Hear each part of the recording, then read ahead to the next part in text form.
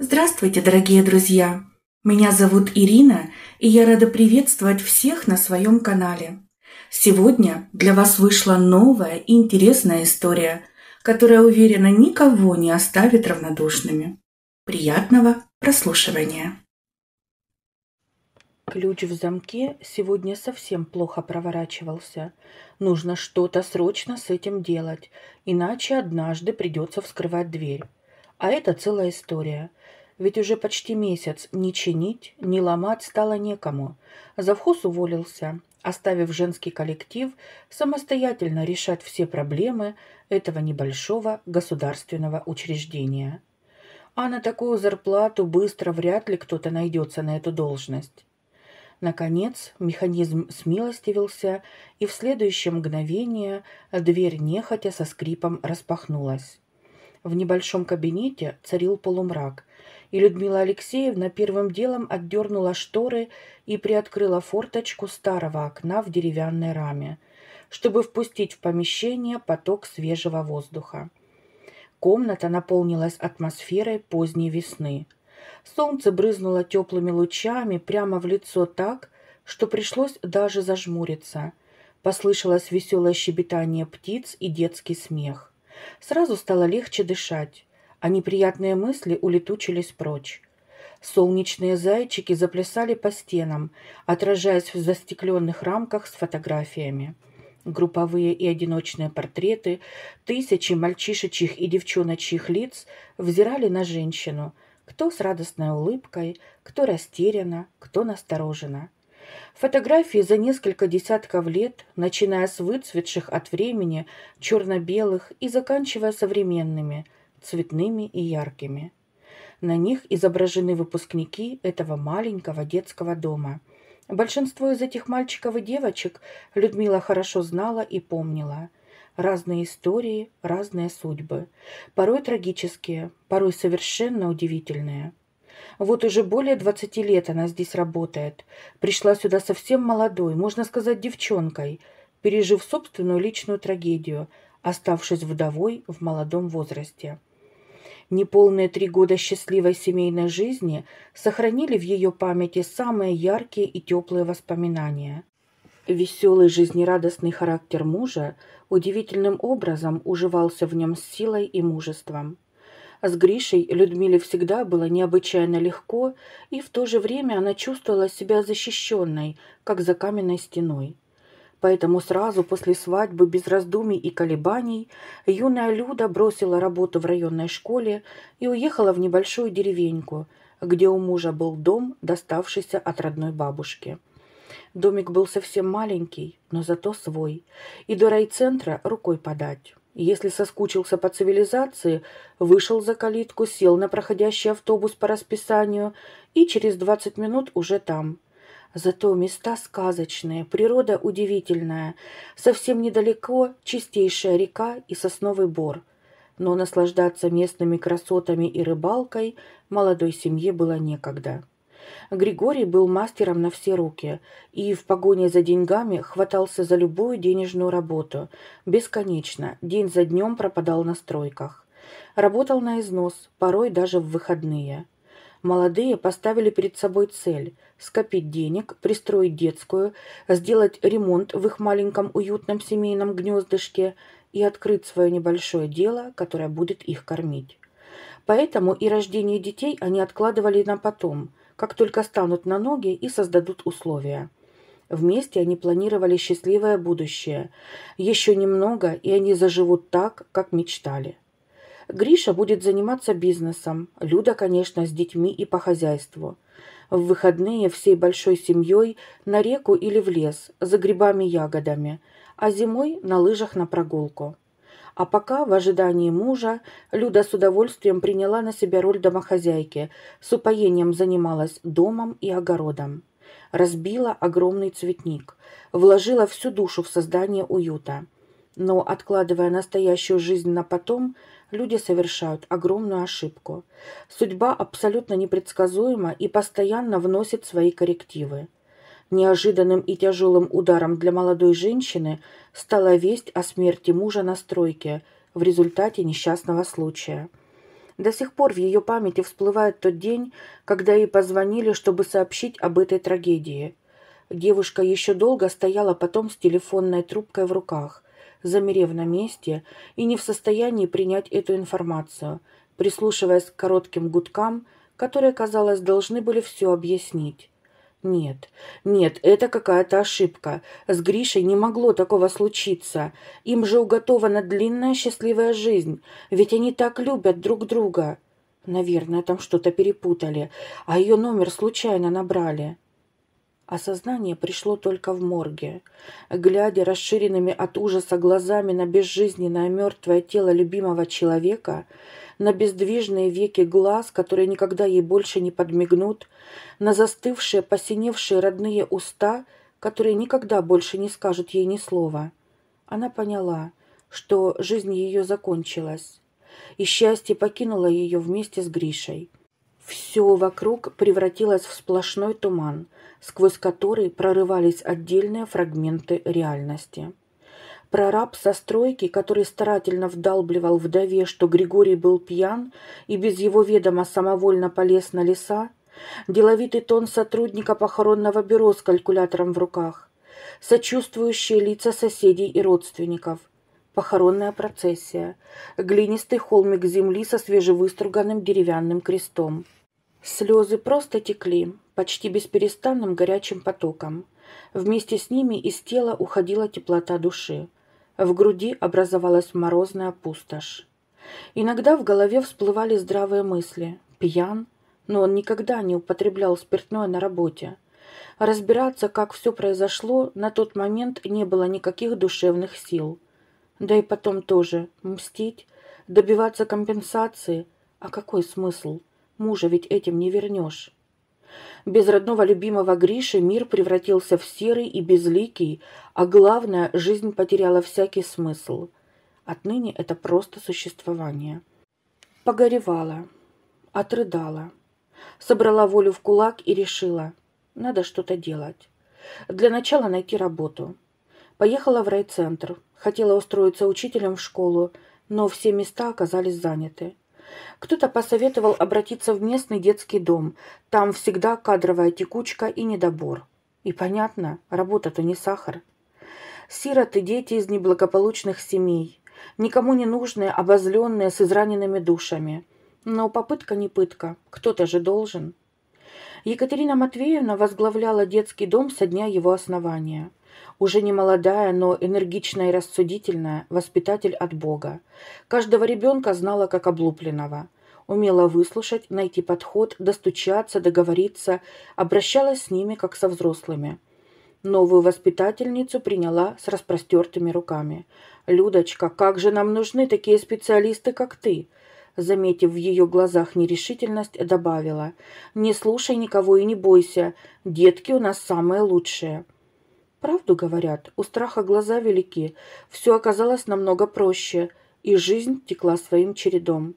Люда всегда восхищалась способностью директрисы предугадывать события, видеть людей насквозь, держать в уме сотню дел и моментально ориентироваться в любой ситуации. «Поработаешь с Майо, и ты так сумеешь», — уверяла директриса. «Только сначала 100 раз подумай. Здесь обязательно нужно либо полностью всю себя отдавать работе и детям, либо и вовсе не стоит начинать». Люда втянулась очень быстро. Личные проблемы ушли на второй план. Новая работа превратилась для нее в некую отдушину. Наверное, она попросту научилась отрешаться от собственных печальных мыслей и получила шанс каждодневно дарить кому-то свою любовь и заботу. Больше ведь было некому. По молодости, правда, был у нее один поклонник, но этот роман оказался быстротечным. Слишком уж эгоцентричным и ревнивым оказался ее ухажер. Постоянно пытался навязать свое мнение, скептически относился к ее работе, чем особенно обижал Люду. Женщина невольно сравнивала его с покойным мужем, и сравнение было явно не в пользу нового поклонника. Нет, такого как Гриша нет больше на свете. Скорый разрыв был предсказуем и не вызвал особых эмоций у молодой женщины. Расстались и расстались. Поставив окончательно и бесповоротно крест на своей личной жизни, Людмила с головой ушла в работу. И не зря. Только теперь она почувствовала от нее отдачу. Нет, безусловно, никаких материальных богатств она не нажила. Гораздо ценнее для нее был тот огонек, который зажигался в потускневших глазах обездоленного ребенка, когда удавалось достучаться до скрытых от посторонних взглядов уголков души и заронить туда семя надежды. А для этого нужно было сначала завоевать доверие. От пытливого взгляда Екатерины Матвеевны ничего не могло ускользнуть, особенно старательность сотрудников и их преданность делу. К Люде она питала особую симпатию и прочила в будущем на свое место. Так и вышло. Уходя на пенсию, начальница позаботилась, чтобы в ее кресло села именно Людмила. На прощание она крепко обняла свою преемницу и, тяжело вздохнув, сказала: «Не знаю, Людочка, удружила я тебе или наоборот. Времена грядут нелегкие, но ты же понимаешь, что кроме тебя это хозяйство больше никто не способен потянуть. А я не хочу, чтобы после моего ухода все развалилось». К тому времени само сооружение детского учреждения порядком износилось, а финансирование с каждым годом все уменьшалось.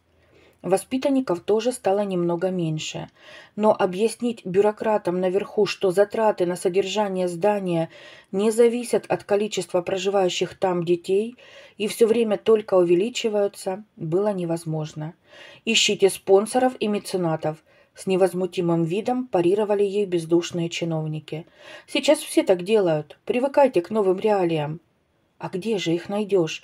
Я обращалась к некоторым бизнесменам, но те, ссылаясь на тяжелый период в работе, отделывались формальностями в виде пары десятков новогодних подарков со сладостями. Взять на себя шефство и более серьезные затраты никто не был готов. Так и промелькнуло почти 20 лет в заботах о детях. От простого воспитателя до директора. Одинокая и уже немолодая женщина смирилась со своей судьбой. Почти полжизни ее семья здесь, на работе, а дома ее ждет лишь небольшое хозяйство, 2 десятка курочек, дворовой звоночек Тяпа и пушистый зеленоглазый повелитель всего и всея кот Барсик. Маленький экран старенького мобильного засветился, и телефон задорно запеликал. Директриса прочитала имя звонившего и улыбнулась. Анечка с редкой, можно сказать, весенней фамилией Март. Наконец-то, почти год не выходила на связь. Эту девочку она сама сюда привезла. Известно было, что ее молодая мать неожиданно умерла, а из родных никто так и не нашелся. Глазастая и молчаливая 4-летняя Анечка деловито взяла тогда еще молодую воспитательницу за руку и не отпускала, пока они не приехали на место. Все время, пока девочка жила в детском доме, у них были особые доверительные отношения. После выпуска она еще позванивала в течение года, но все реже и реже, а потом и вовсе пропала. Но голос в трубке прозвучал скрипучий, официальный, совсем не Аня. «Алло, здравствуйте, это Людмила Алексеевна?» Сердце ее замерло. «Да, это я», – растерянно ответила женщина, предчувствуя надвигающуюся беду. «С вами говорят из 7-й городской клиники. К нам поступила роженица в тяжелом состоянии. Ей показано кесарево сечение. Просила вас, как единственного близкого человека, приехать». «Господи, Анютка, да-да, я сейчас еду», – бросила она уже на ходу, схватив в руки сумку и плащ. Легко сказать «еду». Электричка, как назло, отменена по техническим причинам. Еле-еле впихнулась в автобус. Сейчас самый час пик. В общем, добралась до места только часа через 2. В больнице почти сразу к ней вышел врач. «Вы родственница Анны Март?» «Я директор детского дома, где она воспитывалась», — уточнила та. «Больше у нее никого нет». «Ну, теперь есть», — сообщил доктор усталым голосом и вытер со лба пот. «2 деток, немного недоношены, но в перинатальном отделении работают настоящие специалисты, так что слишком надолго они у нас не задержатся». «Двойня?» – заулыбалась директриса и облегченно выдохнула. Но врач не разделил ее радости и продолжил серьезным тоном. «А вот с роженицей не все так хорошо. Эмболия околоплодными водами. Она в критическом состоянии». Улыбка мгновенно сползла с лица женщины. «А что это означает?» «Дышать сама не может», — объяснил врач. «К тому же организм крайне истощен. Непонятно, как она вообще выносила детей». Внутри нарастала тревога. «А можно ее увидеть?» — озабоченным тоном поинтересовалась Людмила. Тот отрицательно покачал головой. «Она под седативными препаратами. Да и в реанимационное отделение вас никто не пустит». Женщина совсем растерялась. Тревога сменилась паникой. «Скажите, чем я могу помочь? Может, какие-то лекарства нужно купить? Что делать вообще?» «Нет-нет», — поспешил ответить врач, — «у нас все есть. Хотя...» Он быстро написал что-то на бумажке и протянул ее женщине. «Вот, очень хороший, но очень недешевый препарат. Он увеличит шансы больной.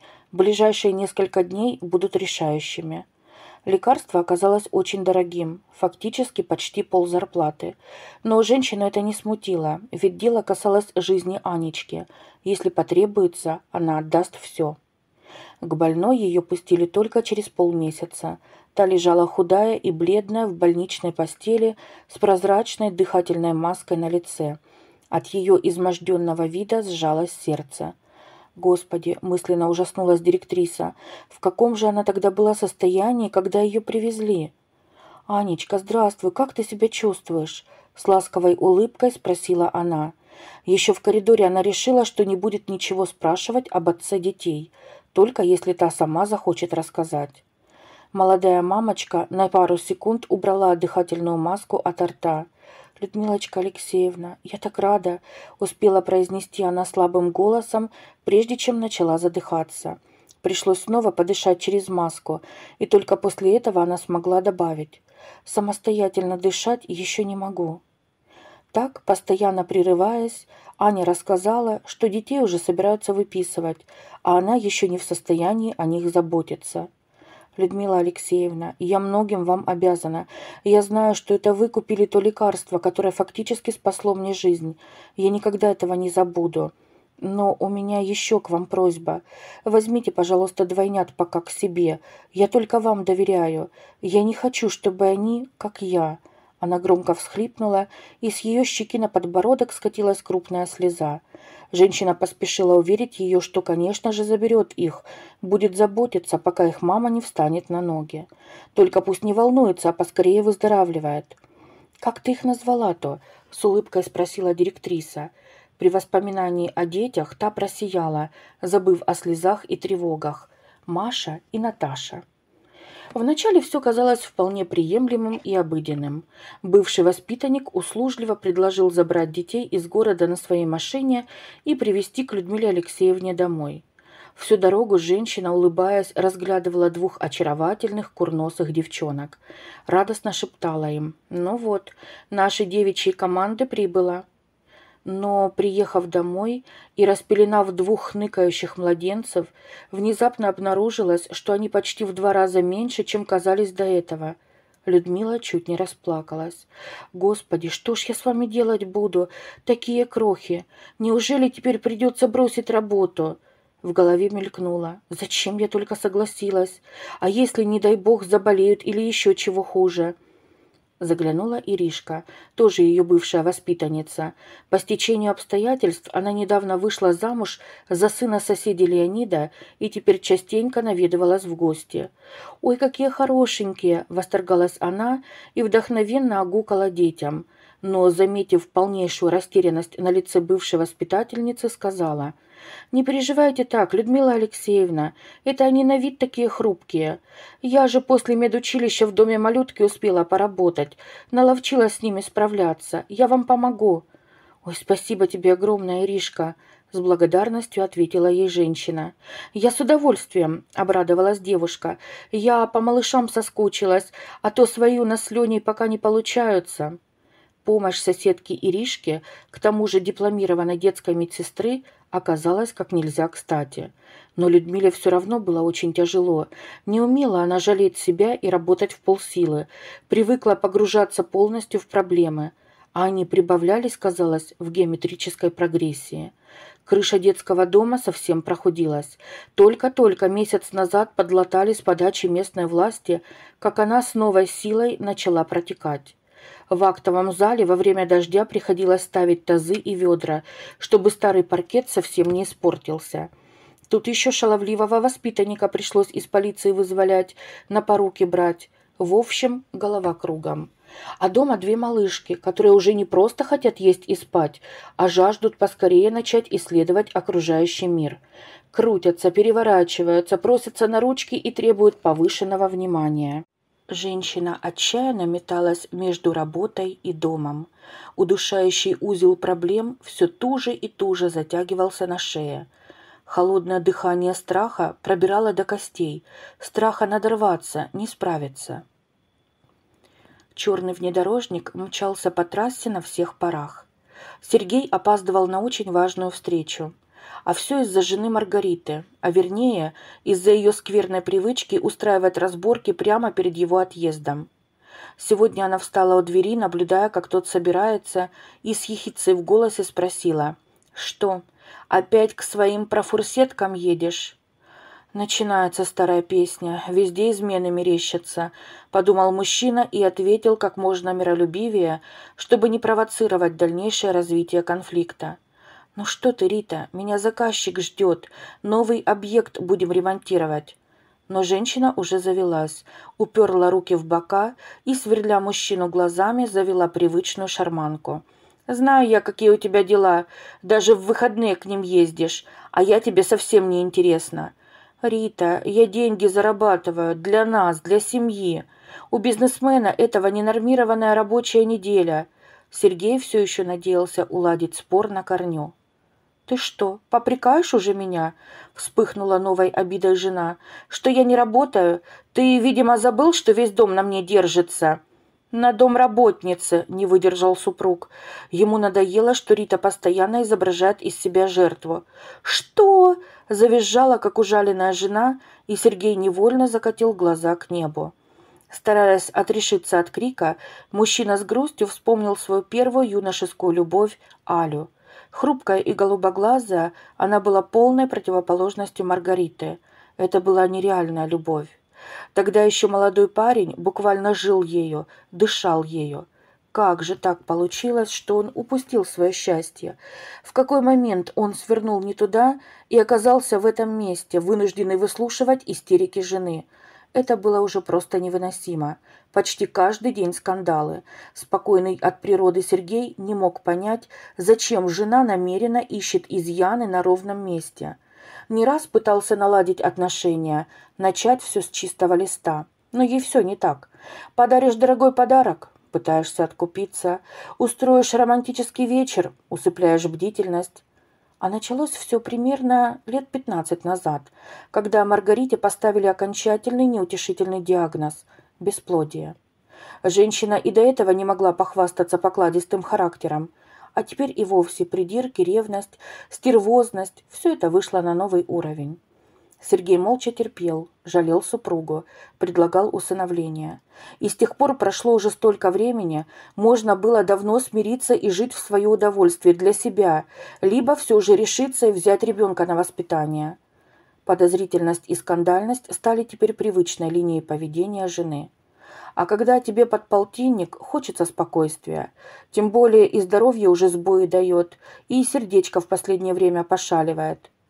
«Рита», вдруг вырвалось из его уст давно назревшее предложение, которое он не решался озвучить вслух. «Давай разведемся. Хватит мучить друг друга». Женщина замолчала на полусловие и ошарашенно посмотрела на мужа. Такого поворота она не ожидала. А тот, воспользовавшись паузой, выскочил за дверь, оставив ее переваривать информацию. Пусть привыкнет к этой мысли. Все равно все к этому идет. И вот теперь приходилось нагонять упущенное время. Не хотелось выглядеть перед потенциальным заказчиком в невыгодном свете. Сейчас многие опираются на первое впечатление. Опоздал на встречу, значит, и со сдачей объекта так будет. Сквозь сытое урчание двигателя автомобиля вдруг послышались какие-то посторонние звуки. Сергей насторожился, отпустил педаль газа и на всякий случай свернул на обочину. Машина несколько раз дернулась и плавно остановилась. Ну все, приехали. Попытки оживить мотор не увенчались успехом. Тот лишь отвечал слабым бормотанием и тут же утихал. Похоже, проблемы с бензонасосом. Забился, зараза, после заправки в сомнительном поселке. Надо же, и именно сейчас. Сергей достал из кармана мобильный и открыл телефонную книгу. Телефон в тот же миг истошно пропищал и отключился. В отчаянии мужчина схватился за голову. Точно, только теперь он спохватился. Из-за очередной истерики жены забыл подзарядить телефон. Да что ж за напасть такая? Как теперь быть? Выйдя из автомобиля и оглянувшись по сторонам, Сергей заметил небольшую тихую деревеньку, расположившуюся вдоль трассы.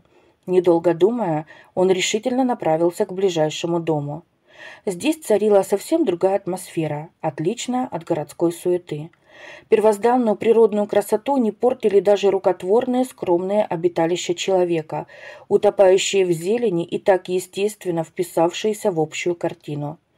Птицы, спрятавшись в ветвях деревьев, весело щебетали какую-то витиеватую мелодию. За невысоким штакетником виднелся ухоженный цветущий палисадник. Доносилось кудахтанье кур. Небольшой рыжеватый пес тут же подбежал к калитке и громко и призывно залаял на незнакомца. В окне мелькнуло чье-то лицо, и тут же на крыльцо выскочила миловидная женщина лет 40-45. «Фу, Тяпа, замолчи, иди сюда!» — прикрикнула она на собаку. Тот послушно подбежал к хозяйке и завилял хвостом.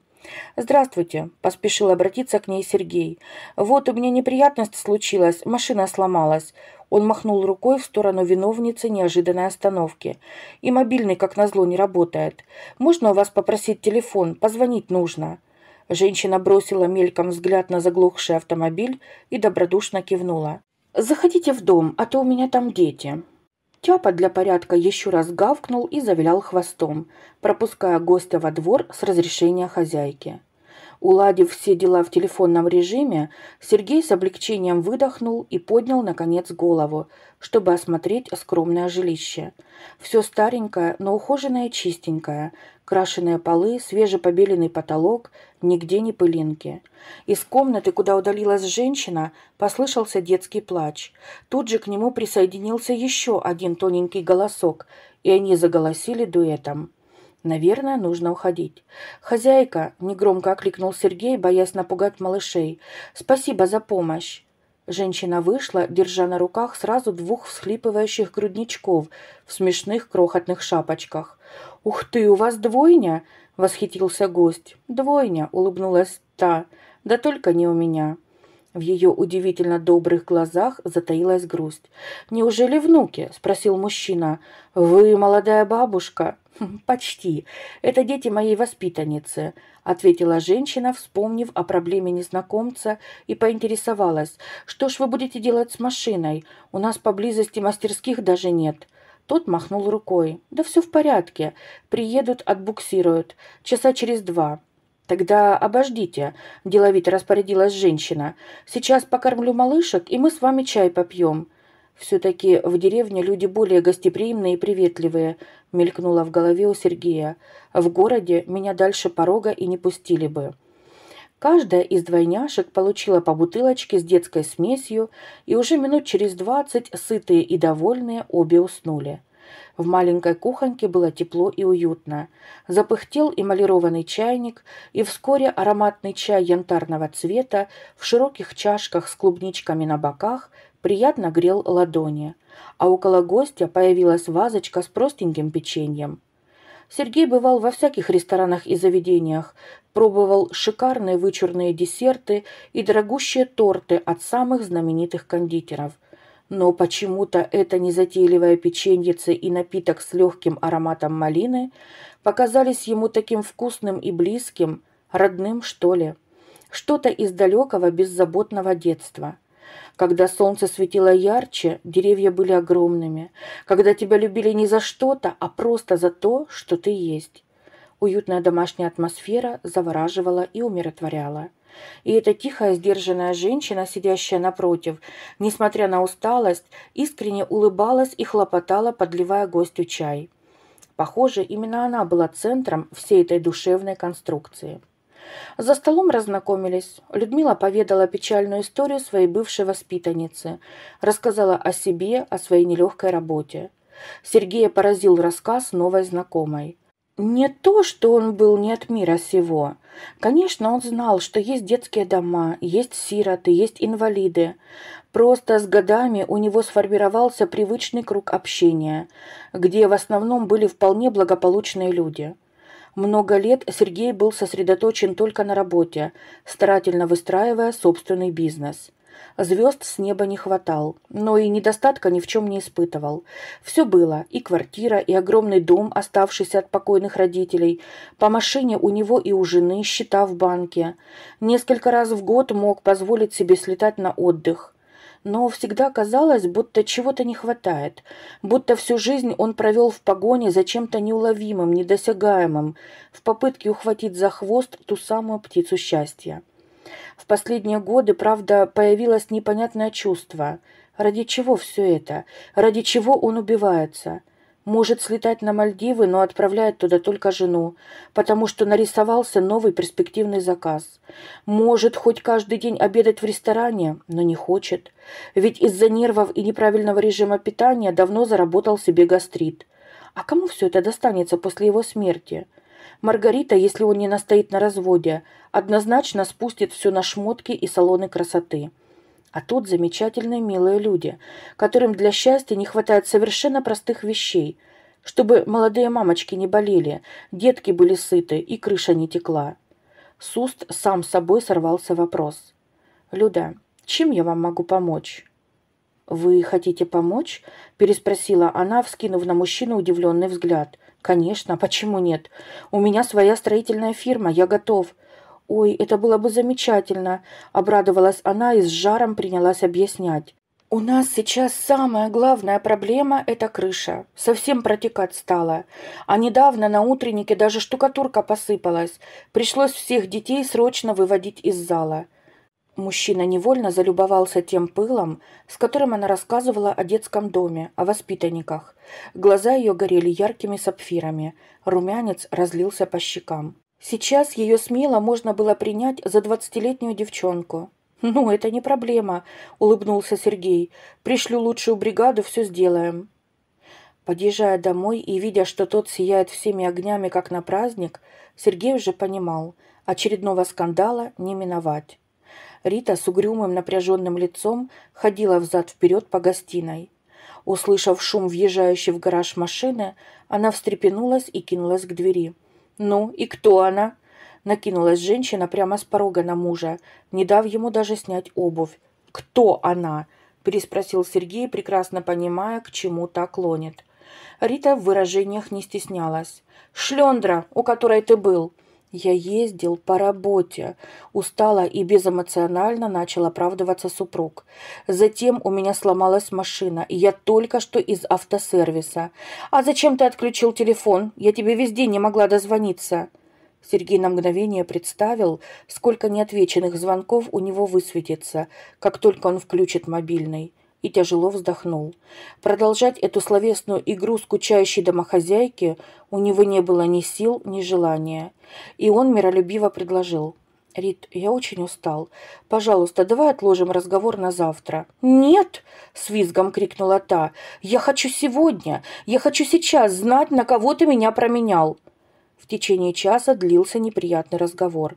Вернее, говорила супруга, а Сергей смиренно выслушивал, какая он неблагодарная сволочь и гад. Нарастающие неприятные ощущения в области сердца не давали оценить всю красочность высказанных в свой адрес эпитетов. Стало совсем тяжело дышать, и Сергей схватился за грудь. Так плохо ему еще никогда не было. Жена отреагировала довольно жестко. «Только не надо изображать приступ. Актер из тебя плохой. Я еще не все сказала». Не обращая внимания на ее возмущение, он с трудом встал и доковылял до гостевой комнаты, чтобы упасть на кровать и забыться в мятежном сне. Открыв глаза, Сергей вспомнил о вчерашнем удивительном знакомстве и почувствовал необычайный прилив бодрости и сил. Так, нужно с самого утра взять бригадира кровельщиков и подъехать в детский дом. Затем встретиться с клиентом, который накануне вошел в положение и благосклонно согласился перенести переговоры. Еще тревожил вчерашний приступ. Наверное, между делом нужно заскочить к знакомому доктору в кардиоцентр. Проскользнуть незаметно мимо Риты не удалось. «Ты куда? Мы вчера не договорили!» – грозно крикнула она. После вчерашнего к Сергею пришло, наконец, прозрение. Они чужие друг другу. Эта женщина абсолютно равнодушна к нему. Он давно уже стал для нее копилкой и тренажером для выплеска эмоций. А он никогда не любил ее. «Нет, довольно, с него хватит. Я тебе уже все сказал», – заявил он спокойным голосом. «Я хочу развестись». И вышел, хлопнув дверью. Людмила не могла нарадоваться неожиданному появлению такого отзывчивого и щедрого спонсора, как Сергей. Крышу полностью заново переложили, поменяли несколько стареньких рассохшихся окон, сделали долгожданный ремонт в игровой и отштукатурили старые стены. Новый благодетель привез целую гору игрушек и несколько компьютеров для школьников. Теперь все двери прекрасно работали, а лампочки горели. Сергею удалось снять с плеч директрисы и разрешить самые тяжкие для нее проблемы, чтобы она могла заниматься своими прямыми обязанностями организацией воспитательного процесса, чтобы хватало сил на малышек, которые ждали ее дома. Радовало и то, что Аня шла на поправку, но с дыханием все еще были проблемы, и врачи категорически отказывались отпускать ее домой. Сергей теперь частенько заезжал к Людмиле в гости, привозил для малышек подгузники и детское питание. От денег категорически отказывался, просил только заварить того самого ароматного чая. Шутил, что только ради него сюда и ездит. Хозяйка смущенно улыбалась. Конечно, она понимала, что причина его приезда совсем иная. Они подолгу засиживались на кухне, разговаривали обо всем. Что-то легкое и невесомое витало в воздухе между ними. Но это были не те чувства, которые вспыхивают мгновенно в молодости, когда кажется, что мир крутится вокруг тебя. Это совсем другое, более зрелое, когда печальный опыт не дает совершить очередную глупость. Осторожно, шаг за шагом, в страхе снова ошибиться, их души сближались, с каждым днем все больше и больше доверяя друг другу. Так между ними завязались отношения. В дверь постучали, заглянула молоденькая воспитательница Вика и сказала: «Людмила Алексеевна, тут к вам пришли, с неофициальным визитом». В детский дом редко приходили посетители, чаще это были комиссии с проверками. А может, это потенциальный усыновитель? «Конечно, конечно, пусть заходят», – поспешила ответить директор. Дверь распахнулась, и на пороге появилась высокая статная женщина с ухоженной внешностью. Черная обтягивающая кофточка и юбка-карандаш леопардовой расцветки прекрасно смотрелись на подтянутой фигуре, но выглядели слишком вызывающе вкупе с лаковыми туфлями на огромной шпильке. «Нет, такой ребенка доверить страшно», — мелькнуло в голове. Женщина приосанилась и оценивающе осмотрела директрису. Презрение в ее взгляде вконец смутило Людмилу. «Я вас слушаю. Вы по какому вопросу?» – поинтересовалась она. «Да», – медленно протянула посетительница с яркой внешностью и проговорила, с удовольствием смакуя каждое слово. «Не думала я, что моего мужа снова потянет на селючек». «Что, простите?» «Я не поняла», – с недоумением переспросила директриса. «Сергей мой муж, а я его законная жена», – заявила женщина провокативным тоном и вызывающе посмотрела на соперницу. «А ты кто?» «Сергей ваш муж?» – тихо переспросила Людмила. «Да», – резко ответила та. «Может, мне документы показать?» В глазах у Люды потемнело, и в голове вереницей закружились мысли. «Нет, не может этого быть». А почему, собственно, не может? Она ни разу не удосужилась его даже спросить. Женщина с угрозой в голосе что-то еще проговорила и удалилась походкой победителя, силой хлопнув дверью на прощание, оставив поверженную соперницу в состоянии полной прострации. После обеда в кабинет влетел счастливый Сергей с огромным букетом белоснежных роз в руках. Весь день он ждал момента, чтобы покончить со всеми делами и заехать за Людой на работу. С первого взгляда он понял, что-то случилось. С каменным лицом женщина отвергла цветы и отодвинулась подальше. «Сегодня приходила твоя жена», – бросила она как бы невзначай, внимательно следя за его реакцией. А где-то в глубине души у нее еще теплилась глупая робкая надежда на то, что это окажется какой-то ошибкой, и в следующий момент Сергей со смехом расскажет историю о назойливой сумасшедшей поклоннице, преследующей его повсюду. Но мужчина лишь растерянно смотрел на нее. Теперь ситуация начала проясняться. «Почему ты не сказал, что женат?» – обреченно спросила она, хотя ответ ее уже не интересовал. Это был конец их отношений. Она никогда не станет встречаться с несвободным мужчиной. Это ее принципиальная позиция. «Официально я женат». Наконец Сергей пришел в себя. «Люда, послушай меня. Я не знаю, что она тебе наговорила, но мы уже давно живем разными жизнями и собираемся разводиться». «Но почему ты не сказал?» Неизвестно зачем настаивала она на ответе. «Я не знаю, как так получилось». Он в растерянности развел руками. «Наверное, потому что для меня это уже ничего не значит. Давно все в прошлом. Я люблю только тебя. Ты для меня единственная». Люда обхватила голову руками, закрыв уши, чтобы не слышать оправданий. «Нет, нет», — в отчаянии мотала она головой, — «это все пошло и мерзко. Все неверные мужья так говорят». «Людочка», — бросился он к ней, — «я правда не собирался тебя обманывать. Я завтра же подам документы на развод. Мне нужна только ты». «Уходи!» — крикнула она в сердцах. «Уходи! Между нами все кончено. Не хочу тебя больше ни видеть, ни слышать». Мужчина побледнел и пошатнулся, держась за стол, а затем медленно вышел за дверь. Из коридора до женщины донесся звук удаляющихся шагов. Люда закрыла лицо руками и горько разрыдалась. Ну почему она такая несчастная?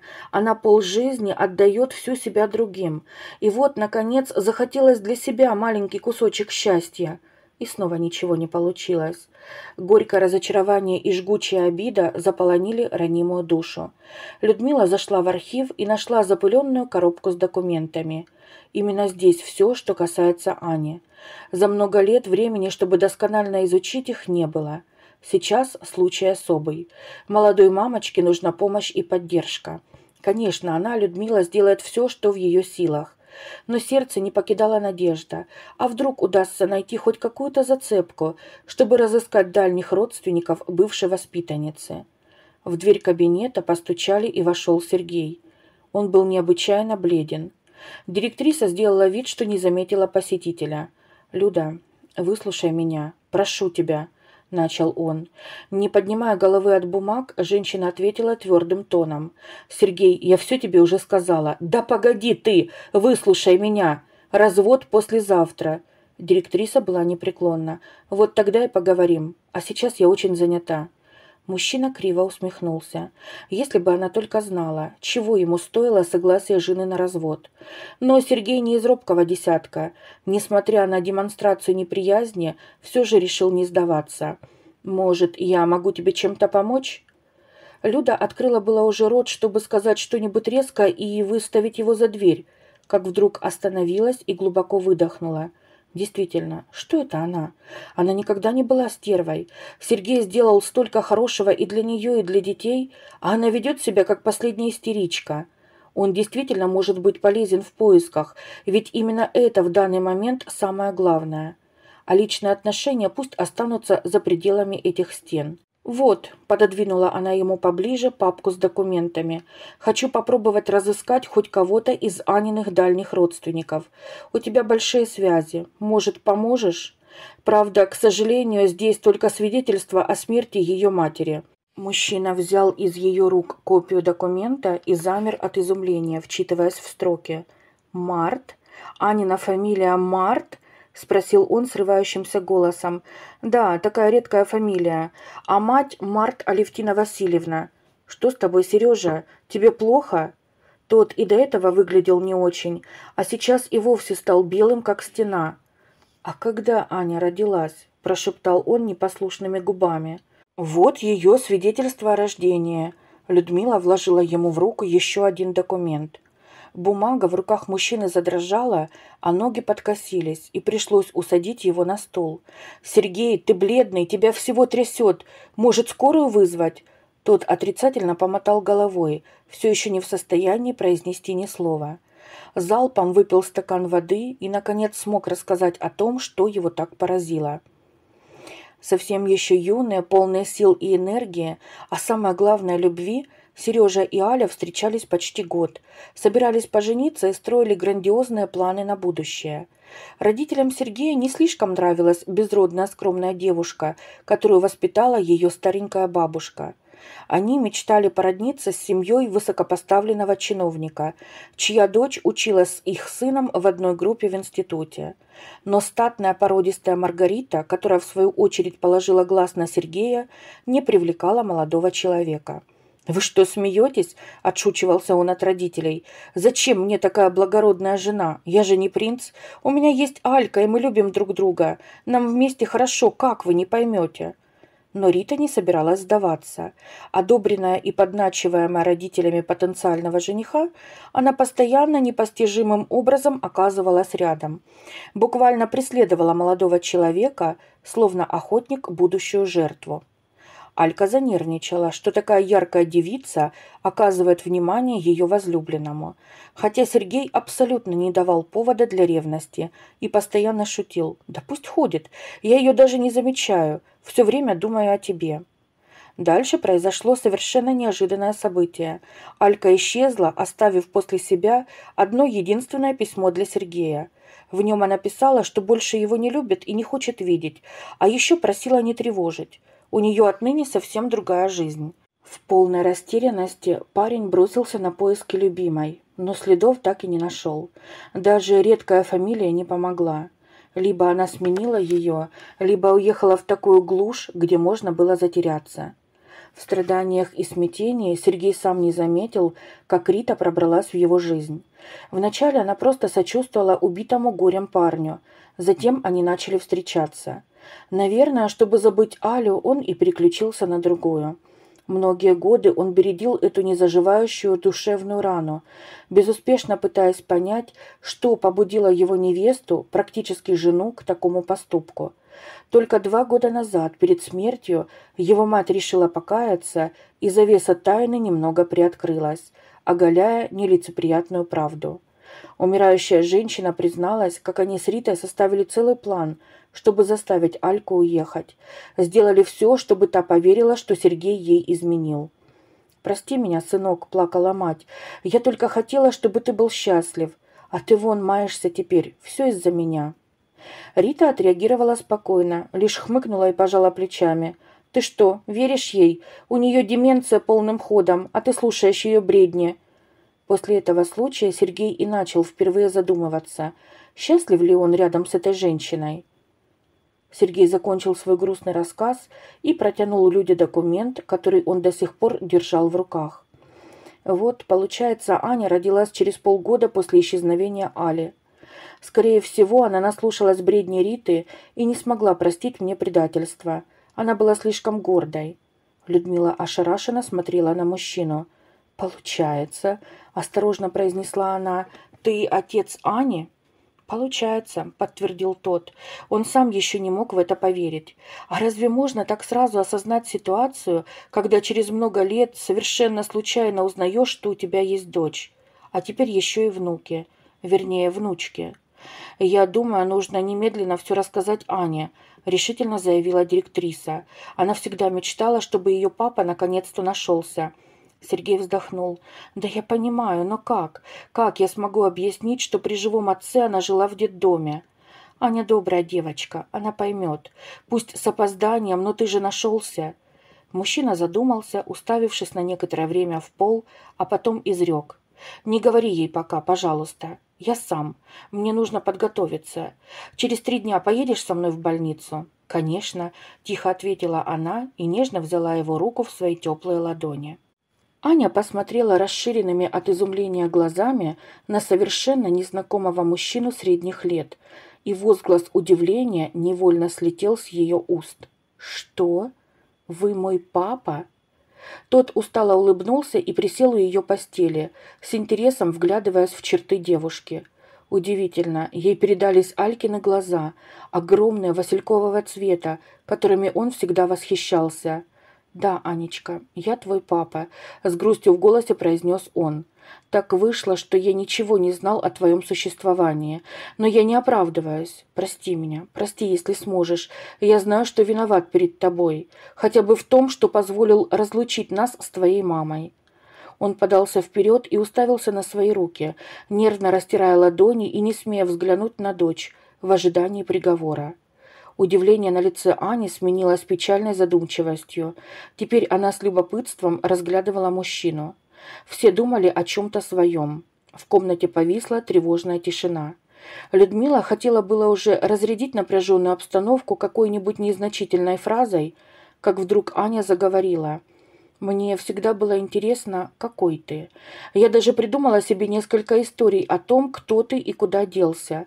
В одной из них я представляла тебя принцем, которому строгие родители-монархи не разрешили жениться на моей маме. В другой – гениальным ученым, которого заточили в подземелье для проведения секретных экспериментов, без возможности общаться с родными. Такие фантазии помогают выживать сироте в этом безумном и жестоком мире».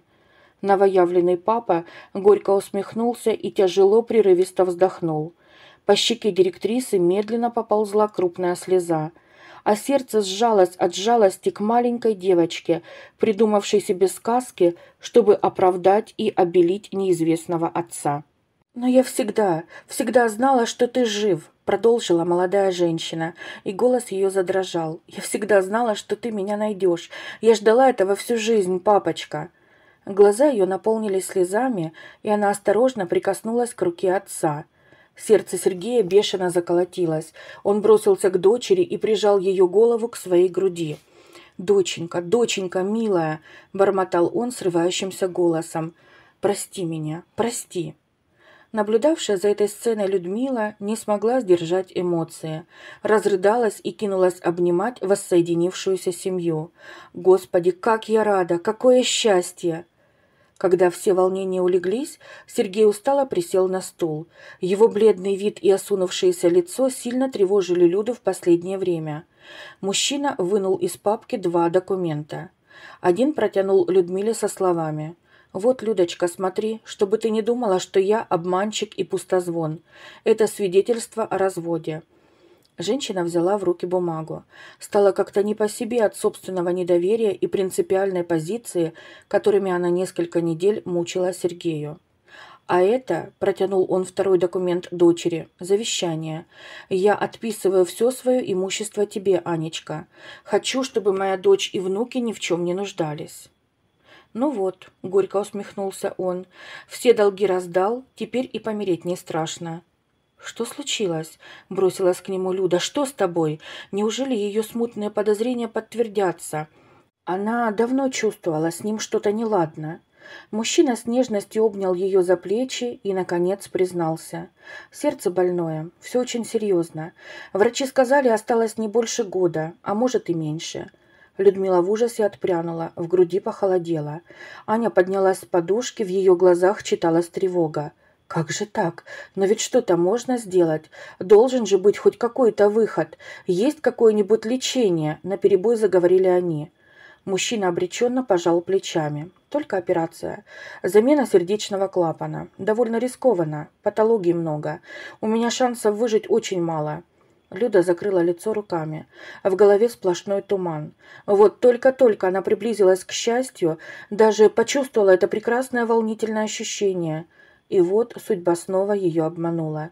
Или это она сама приносит мужчинам несчастье? Всеобщее подавленное настроение не поддержала лишь Аня. Она решительно мотнула головой и провозгласила со всей серьезностью, глядя Сергею прямо в глаза. «Ну нет, только-только у меня появился отец, единственный родной мне человек, и тут же собрался умирать. Папочка, срочно ложись на операцию, ты нужен мне и внучкам». Сергей не сомкнул глаз до самого рассвета. На плече у него мирно посапывала Людочка. Волосы ее рассыпались вокруг головы и сделали похожей на солнышко. Мужчина с нежностью посмотрел на ее безмятежное лицо. Почти всю ночь они проговорили. Еще никогда они не были так искренни друг с другом. Теперь их души сплелись воедино, стали одним общим целым. Люда считала, что просто необходимо воспользоваться единственным шансом. Но Сергей не мог отбросить все колебания и согласиться на такой большой риск. Впервые за много лет он был счастлив и не успел еще как следует насладиться этим неимоверным ощущением блаженства и умиротворения. Как будто ты попал в один ритм с мирозданием, как будто теплая ласковая волна несет тебя в нужном направлении, и тебе не нужно больше прилагать титанические усилия, чтобы удержаться на плаву, как до этого. Все складывается само собой. Теперь у него есть семья, настоящая семья, та, ради которой стоит жить. Сергей встрепенулся. Он использовал слово «жить»? Да, именно жить, а не умереть, как он собирается. Нет, отныне ему недостаточно одного счастливого года. Он хочет любить и быть любимым. Он хочет общаться с дочерью, воспитывать внучек, жить полной жизнью и дышать полной грудью. А не прощаться каждый день с миром, постепенно угасая. Решение было принято. Несколько часов неизвестности и тревог терзали и без того израненную душу женщины. Людмила нервно ходила по больничному коридору, затем сидела, глядя в одну точку, потом опять мерила шагами расстояние от входа до операционного блока. С надеждой всматривалась в лицо каждого проходящего медика. А в голове творился полный кавардак. Периодически накрывала волной сомнений. Вдруг она зря уговорила Сережу на операцию. А если его сердце не выдержит? Она и только она будет виновна в его смерти.